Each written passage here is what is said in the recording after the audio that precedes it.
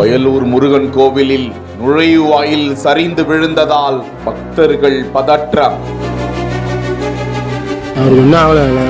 எப்படி விழுந்துச்சு? நொடியில் சரிந்த பல லட்சங்கள். ஆடி போன பக்தர்கள்.